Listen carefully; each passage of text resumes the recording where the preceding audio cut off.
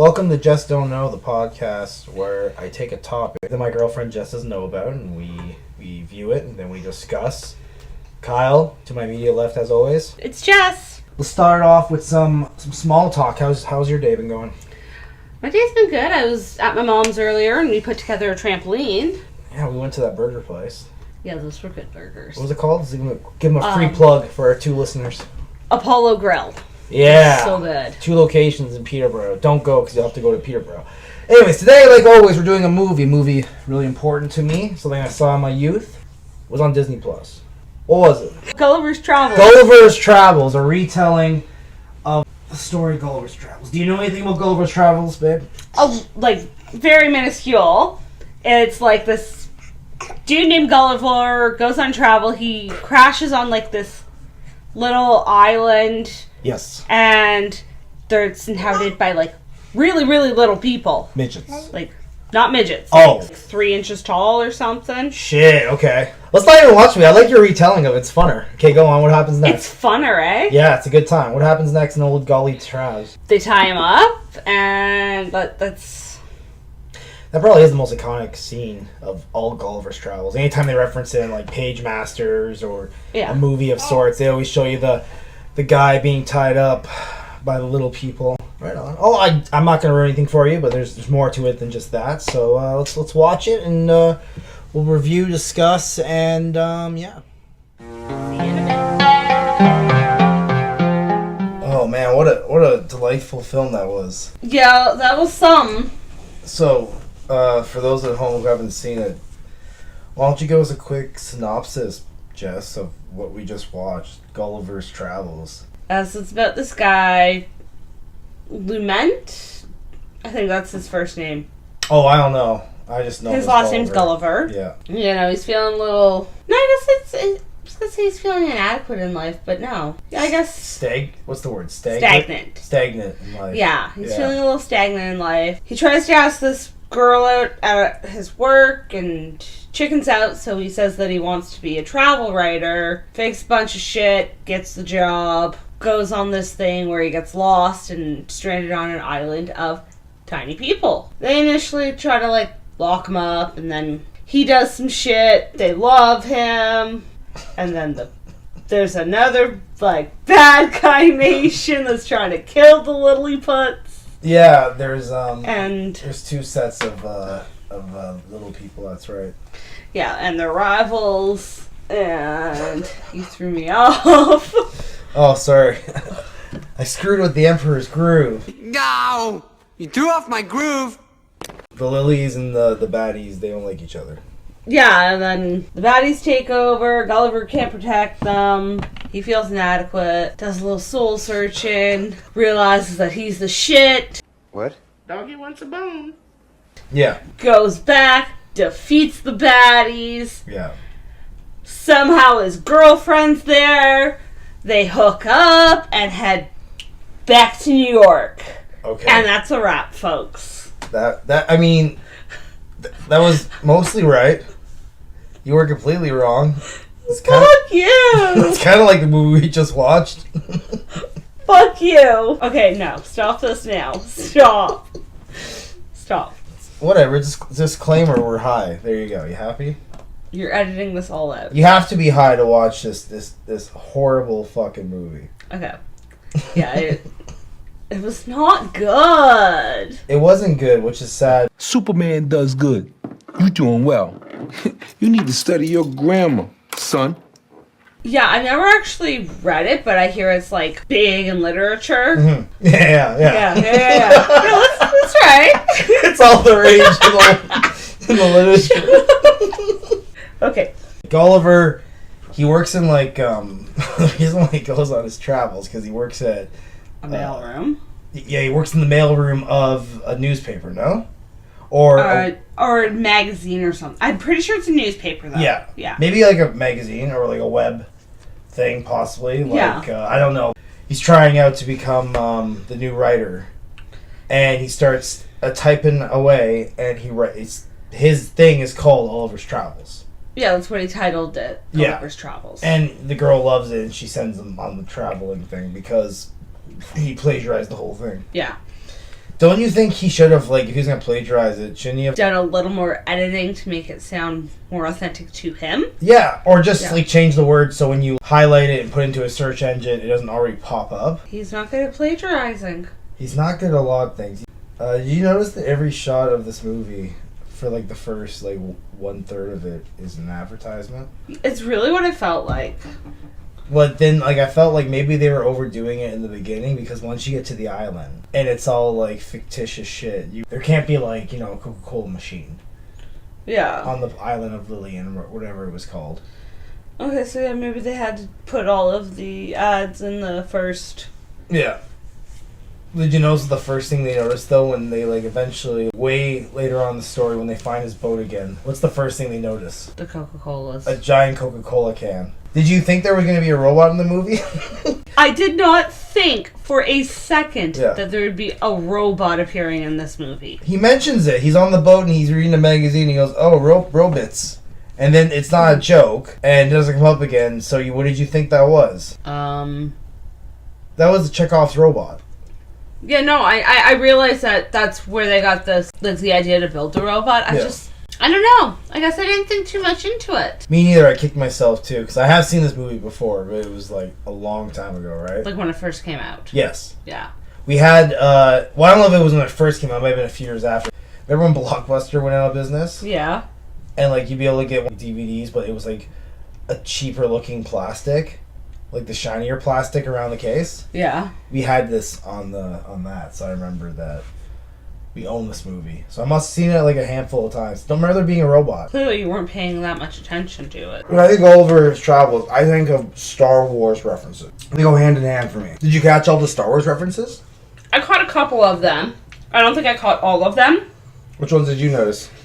Well, he was making the tiny people reenact. Luke and Vader are talking, and Luke's like, you killed my father, and Vader's like, no. I am your father. Like the first scene, and you pointed that out to me because you were like, oh, like there's toys, like 1/12 scale, like the scale of the people later on in the story. Yeah. I noticed that. Yeah, I was like, that's wild. Gulliver is getting them to like perform live, and then there was another one where he said the vice president's name was Vice President Yoda. But I will say this, okay, so real quick, one thing that could have made the Star Wars references not just lazy fucking references. Says, you know how in episode 4 of Star Wars, it ends with, there's the big giant Death Star, and there's like a tiny little like hole the size of a wombat, or a womp rat, I should say. Yeah, something like that, yeah. And Luke uses the Force to like shoot it, right? Yeah. You know, like at one point, the Victorian midgets create a robot. Mm-hmm. When Jason Lee saved Jack Black, he said, oh, some good men died to get their hands on the magazine that the bad guy had to build the robot, like as a reference to Rogue One. Yeah. And then Jason Lee can be like, we noticed that if you pull it like a pin right here, it will like collapse. Oh, okay, that would have been an interesting kind of roundabout Star Wars reference, but yeah. Yeah, because it would have made them all kind of make sense, where they called them together, where it's like, no, Star Wars saves the day. Favorite scene in the movie? I don't really know. It's really hard to pick a favorite scene from a movie that was so wonderful. It was a perfect movie. My favorite scene was there was a part where the screen went black and these like white words came up, scrolling upwards. Oh yes, yeah. You know, I remember that scene. That was a good scene. And I knew this hell was almost done. What was your least favorite scene? My least favorite scene, probably seeing Jack Black in that dress as like the little giant doll. The giant that found him was like a little girl, and she dressed him up as a dolly.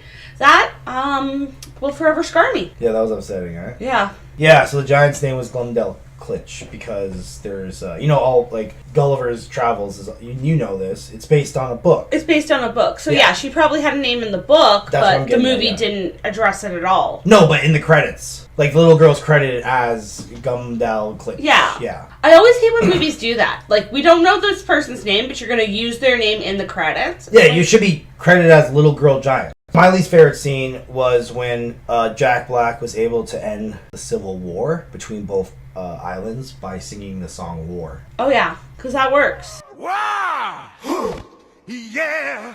What is it good for? Absolutely not! Say it again, y'all. War! Good God, y'all! What is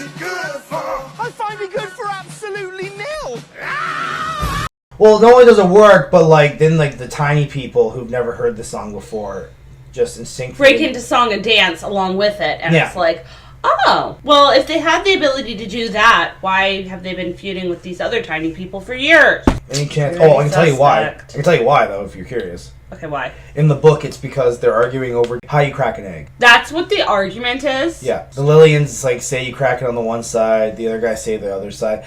I don't even know what the fuck that means. An egg is a circle. There's no sides to an egg. Like, are we talking about like cracking it on the side versus cracking the top or bottom? But it's like I wouldn't crack an egg either one of those ways. Crack it on the side. Yeah, that wasn't. I don't think that's it though. I think it's top and bottom. God. Maybe the giants are for the side. Yeah, right. Yeah. Do you want to hear my review for Gulliver's Travels? Let's hear this review. Okay, here's my review. Gulliver's Travels is a great commercial. It's the most entertaining commercial I've ever seen in my life. I enjoyed the humor that came from this advertisement for Apple products, Coca-Cola, and Converse. If it was a movie, I would give it 0 stars, but as an ad, I give it a perfect score. I've never been more entertained by an ad. Ever. It was definitely the most entertaining and longest commercial I have ever seen. Fuck, did you notice how many times they'd like... Because they got desperate because they got to an island where there was no more ads. They would just show Jack Black's, like, all-star Converse shoes, like, every shot they could. So say you go to an island full of, like, super tiny people, a billion times bigger than them, right? Yes. Would you feel you had to lie about your status in life to impress them? No. I'm bigger than them. You don't like me, I'll fucking squish you. But Oliver is a fucking idiot. I keep calling him Oliver. I'm just gonna keep calling him Oliver. I don't give a shit. Oliver is an idiot. He tells him he's the president.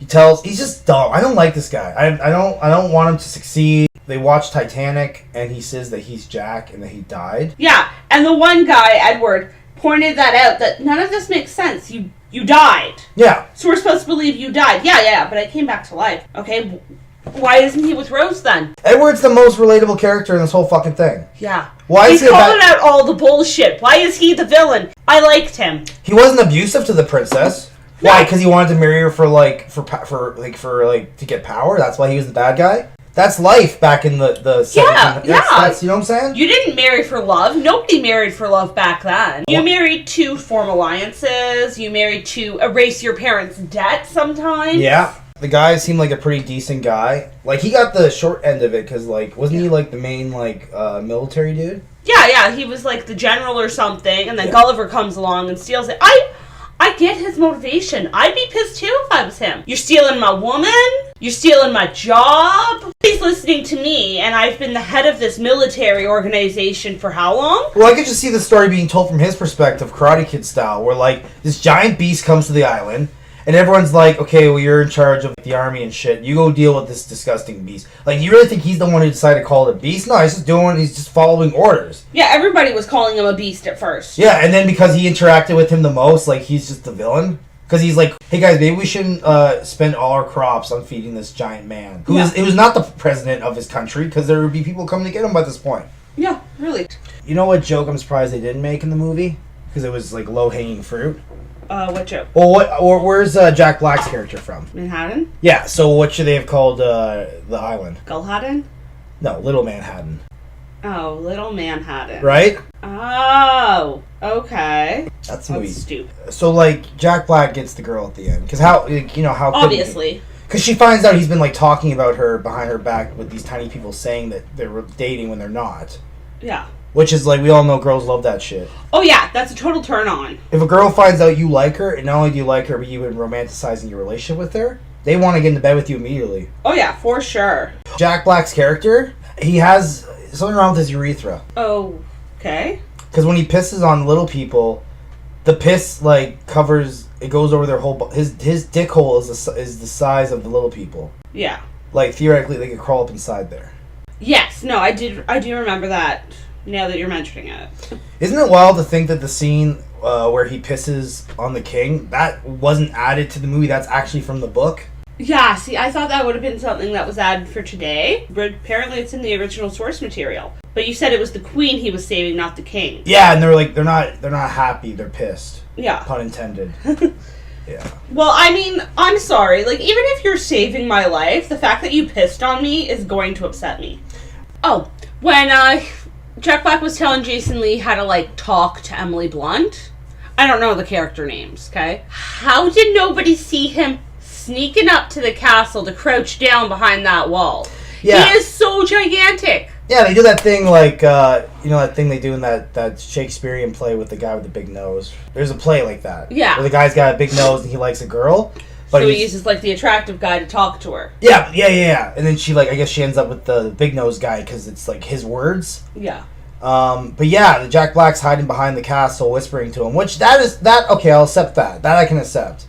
Yeah. But then how did Emily Blunt not hear, like, the stomping to the castle, stomping away from the castle? Yeah, because you can't tell me Jack Black can sneak up on any of these people. No. Like, even if he is, like, deliberately walking as quiet as possible, it's going to shake the ground. The writers, I could tell when they were writing this, they pictured Jack Black being fatter than he was.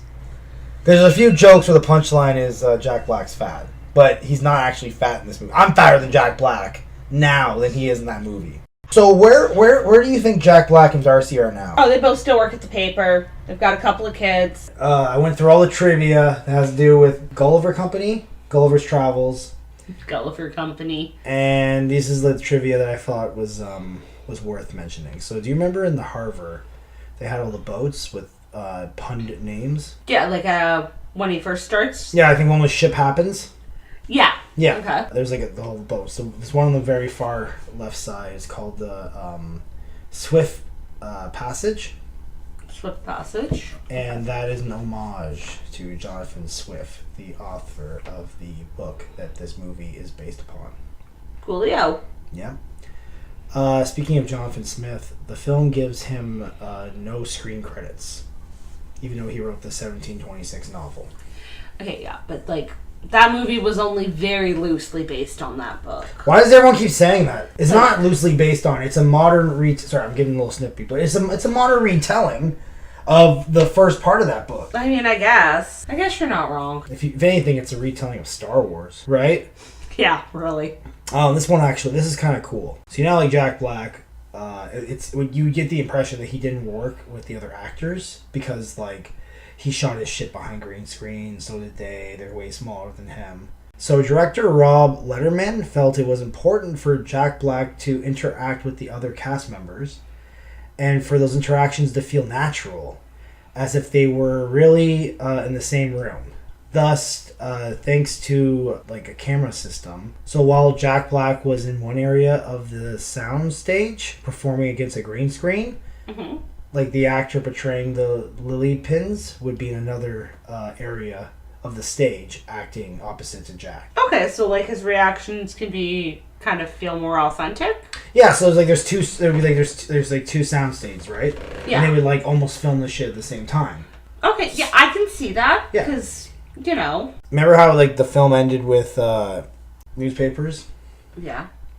The text in the newspapers in the end credits is actually text from the original novel by Jonathan Swift, and mentions some of the adventures that that weren't featured in the movie. There's a third island. There's you told me a about. bunch of other islands, yeah. Okay. In the movie, Darcy's last name is Silverman, which is a reference to Saving Silverman, which is a 2001 film which stars Jack Black and Emily Pete. And finally, you actually know this fun fact, but this will give it a little more. So you know how Emily Blunt was originally cast to be Black Widow in Iron Man 2? I did not know that. So Emily Blunt was originally cast to play Black Widow in Iron Man 2, but had to drop out due to her commitment to this film. Oh, she should not have dropped out. Yeah, in a May 2021 appearance on the Howard Stern show, Blunt said that she was forced by obligational contract to appear because of it. It was supposed to be a 2-picture deal. Yeah. And the other film that she did was The Devil Wears Prada. Oh, so like that was the same contract as this one? Yeah, from my understanding, like no, maybe yeah, it is. Yep, that's what it says in my trivia. I loved her in The Devil Wears Prada. It's a fun time. I feel like the only reason why she got a role in that movie is because her uncle's in it. Who's your uncle? He's the gay guy not gay guy. He's the guy who seems gay, who's bald, with the glasses. Stanley Tucci? I got a fan theory. Okay, let's hear it. Okay. The entire movie Yep. is written by Gulliver. Okay, see, I thought that might have been where they were going at the beginning of this, when he sat down to like type up his sample for the lady, he entitled it Gulliver's Travels, which is the name of the movie. So I thought maybe he would, like, it would like come full circle at the end where we see that like, oh, he was just writing this all down for his newspaper job interview or whatever. Yeah, because like the book from the 1700s works because nothing has been discovered. They kind of use the loopholes like, oh no, it's in the Bermuda Triangle. That's why we don't know there's like, tiny people, giant people. But yeah, because like a big part of it too is he plagiarizes what he wrote, right? So it'd be funny if like he plagiarized, Gulliver's Travels. Yeah, that'd be funny. Because it's like after that point is where like things kind of shift into like the macabre. Because he goes from working like the mailroom, and then all of a sudden like he's on a boat. There's like magic tornadoes, small people. There's robots. Like who could go back to like a mundane life after that? I know I couldn't. How has this movie affected your life? Continuing this forward. It makes me want to read the book. Okay. It's sparked an interest in reading the book. I never want to see the movie again, though. That was horrible. You didn't like the ending where he sung War? No, it was so stupid. I think you just don't have taste. I thought it was a great commercial. Yeah. But no, like, I would definitely like to read the book. Yeah. Yeah, I would like to read the book, too. It seemed pretty good. All right, well, see you guys next time. Peace out!